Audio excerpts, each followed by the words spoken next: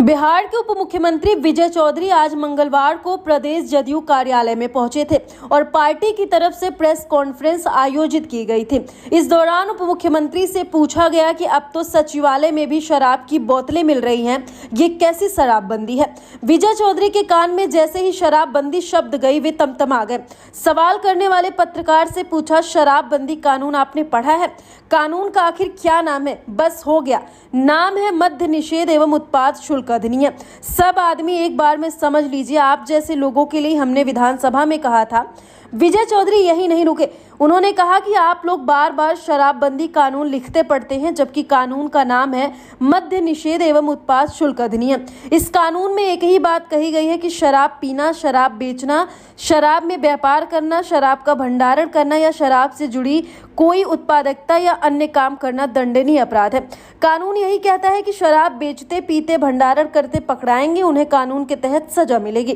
बिहार इसमें record number पर जा रहा है। आप न्यायालय से जाकर दस्तावेज देख लीजिए कि कितने पीने वालों को सजा हुई है। इतने पीने वालों को सजा हुई है तो यह कानून की सफलता है या विफलता।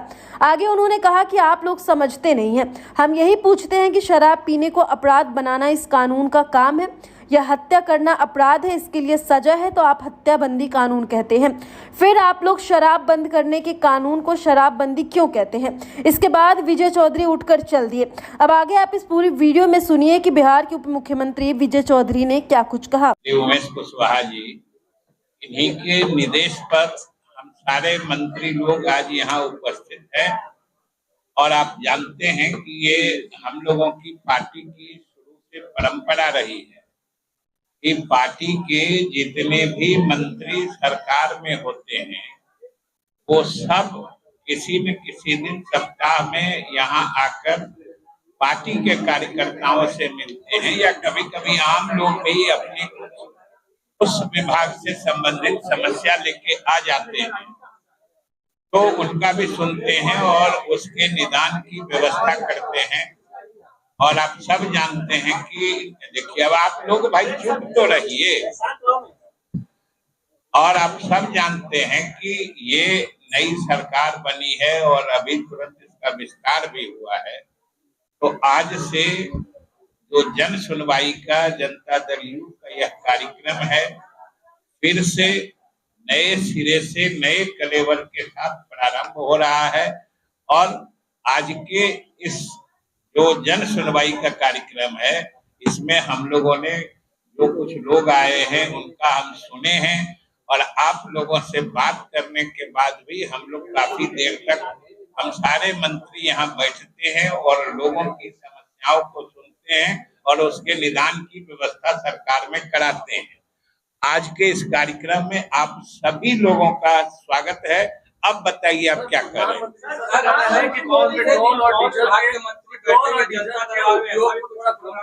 ठीक है, प्रधानमंत्री जी ने जो कुछ बातें सलाह या सुझाव के तौर पर देश के नागरिकों को दी है वो न सिर्फ सराहनीय है बल्कि प्रशंसनीय है।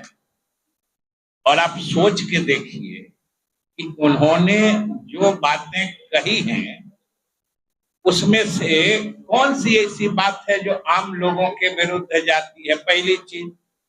और अगर विपक्ष इसमें भी राजनीति देखता है और इसको सरकार की विफलता का प्रतीक बताता है तो ये तो उनका मानसिक दिवालियापन है। अगर कोई कहे कि घर में थोड़ा खर्च कम करो तो कोई कहे कि घर फेल हो गया, इस घर का गार्जियन फेल हो गया।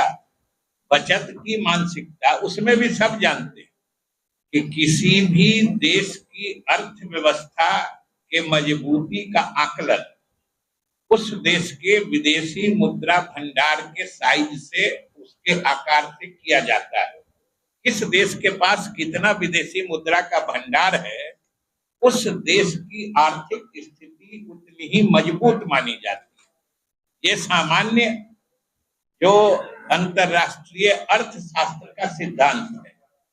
इस परिस्थिति में जो भी इस देश की अर्थव्यवस्था को समझता है, जो भी विदेशी मुद्रा भंडार के महत्व को समझता है, वो सब इन चीजों की सराहना करता है।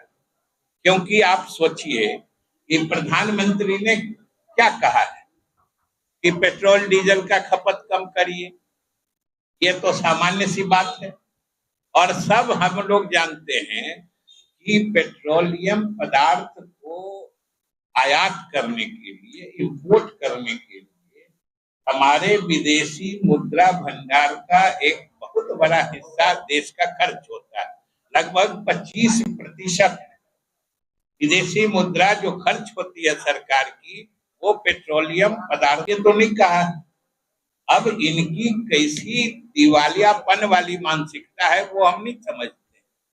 उसी तरीके से उन्होंने कहा है कि सोना खरीदना थोड़ा कम करिए या साल भर के लिए बंद करिए। जैसे पेट्रोलियम पदार्थ पर 25% विदेशी मुद्रा खर्च होती है। आप आगे हैं तो पीछे मत देखिए, जो आगे है आगे देखिए, पीछे घूमिएगा तो उससे अच्छा पीछे चले जाएंगे। तो उसके बाद आप जान लीजिए कि पेट्रोलियम पदार्थ के बाद बहुत बड़ा हिस्सा सोना के आयात पर खर्च होता है, विदेशी मुद्रा। 700 से 800 टन सोना अपने देश में प्रतिवर्ष इंपोर्ट होता है, आयात होता है, और उसमें बाहर से मंगाने में विदेशी मुद्रा खर्च होता है। इसलिए सोना अगर हम थोड़े दिन कम खरीदते हैं या नहीं खरीदते हैं तो इससे क्या फर्क पड़ता है। और अगर आपके इस काम के करने से देश की अर्थव्यवस्था मजबूत होती है तो यह तो आपके राष्ट्र प्रेम, देश प्रेम की निशानी होगी। और जो ये नहीं सोचते हैं, इसका मतलब उनको देश से कोई मतलब नहीं है, देश की कोई किसी चीज से मतलब नहीं है। उसके बाद उन्होंने कहा है कि विदेश कम जाइए, क्योंकि विदेश जाने से खर्च, विदेशी मुद्रा का खर्च होता है। और हम लोग भी कुछ जगह देखे हैं विदेश का, और अपने देश की भी जगहों को हम लोगों ने देखा है। अपने देश में भी कई ऐसे जगह हैं जो किसी भी विदेश के पर्यटन स्थल से कम जोर नहीं है। चाहे आपको हिल स्टेशन जाना हो, चाहे सी बीच पे जाना हो, कहीं माउंटेन रेंज देखना हो, आइस कैप्ड माउंटेन देखना हो, जो चीज देखना हो अपने देश में उपलब्ध है। और अगर आप कुछ दिनों के लिए, और उसमें भी जान लीजिए, सबसे बड़ी बात है कि ये जो इस तरह का संकट आया है, ये कोई उसके लिए भारत अपना देश जिम्मेदार नहीं है, ये दुनिया का संकट है। खाड़ी में जो युद्ध चल रहा है, पूरे दुनिया में ये संकट है। सभी देश अपने अपने ढंग से इसका उपाय कर रहे हैं, आप देख रहे हैं। तो उसलिए अगर प्रधानमंत्री ने कहा है तो यह स्वागत योग्य है और ये समझदारी का प्रतीक है। जिसको भी देश से मतलब होगा, देश प्रेम होगा, वह व्यक्ति निश्चित रूप से इसकी सराहना करेगा। और जो इस चीज को भी राजनीतिक चश्मे से देखेगा, यानी वो सरकार के किसी काम के अंध विरोध के मानसिकता से ग्रस्त रहेगा, उसको इन चीजों में भी खराबी नजर आएगी। अब बोलिए कि अगर हम पेट्रोल डीजल कम खर्च करते हैं तो ये सरकार की विफलता हो गई। अगर आप घर में थोड़ा कम खर्च करके पैसा बचाते हैं, आप ही के परिवार में सेविंग होता है, तो ये आपकी विफलता हो गई। ये कहाँ का पैमाना है भाई?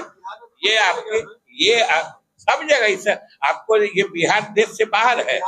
उन्होंने पूरे देश के नागरिकों से अपील की है। हम ही लोग जितना गाड़ी से चलते थे, आधा गाड़ी छोड़ दिए, बिल्कुल छोड़ दिए। और ये आदमी को अपने आदत का हिस्सा बना लेना चाहिए। अगर आपके किसी कार्यशैली से देश को फायदा होता है तो समझिए, अगर हम उसको नहीं मानते हैं तो हमारी आपकी किस श्रेणी के आदमी माने जाएंगे, ये खुद फैसला कर लीजिए। और अगर सोना आप 6 महीना साल भर नहीं खरीदते हैं तो ये विफलता क्या है? विफलता की तो कोई बात नहीं है। अगर विदेश, क्या देखने विदेश जाते हैं लोग बताइए जो अपने देश में नहीं है? ठीक है, जाना कोई बुरा नहीं है, जाना चाहिए न, प्रधानमंत्री ने मना किया है। लेकिन उन्होंने कहा है कि फिलहाल जो पूरे दुनिया में संकट आया हुआ है खाड़ी युद्ध के कारण, और खाड़ी युद्ध तो एक तरह से पूरे दुनिया पे थोपा गया है, और भारत सरकार की उसमें सराहनीय नीति रही है, और भारत सरकार के नीतियों की प्रशंसा पूरे विश्व में हो रही है। भारत सरकार का शुरू से मानना है कि यह अनावश्यक युद्ध है, इस युद्ध को तत्काल बंद होना चाहिए, और अगर ये नहीं बंद हो रहा है, चाहे दोनों पक्ष में जिनकी भी कमजोरी रही हो, जिनके भी कारण ये युद्ध रुक नहीं रहा है, तो उसका खामियाजा तो पूरा दुनिया भुगत रहा है, भारत पर भी असर पड़ रहा है। और अगर हमारे आपके थोड़े से अपने आदत में सुधार करने से देश का इतना बड़ा भला हो रहा है, तो यह समझदारी का परिचायक है कि विफलता का परिचायक है? ये सोच का दिवालियापन है। लेकिन कांग्रेस